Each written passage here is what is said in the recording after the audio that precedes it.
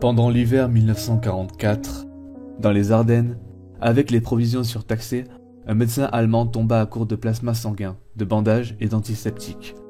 À la suite d'un tir de mortier particulièrement efficace, son campement devint soudainement une mare de sang. Les survivants affirmaient entendre, parmi les cris et les ordres aboyés par les lieutenants, quelqu'un jubilait comme une petite fille. Le docteur faisait ses consultations pendant les tirs, dans une obscurité quasiment totale, comme il avait déjà fait si souvent auparavant. Mais jamais dans le passé, il n'avait été à court de matériel. Le bombardement se déplaça à l'autre bout de la ligne. La plupart des hommes tombèrent de sommeil pendant les quelques heures toujours sombres du petit matin. C'était le jour du nouvel an 1945. Les hommes se réveillèrent au premier rayon de soleil, avec des cris.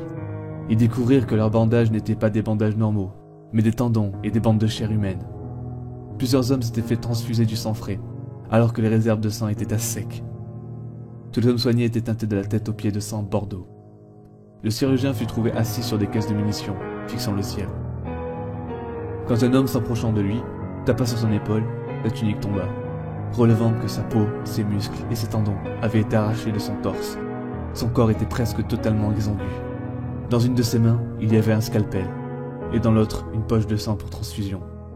Aucun des hommes ayant profité de soins cette nuit-là, dans le campement, ne vit la fin de janvier 1945.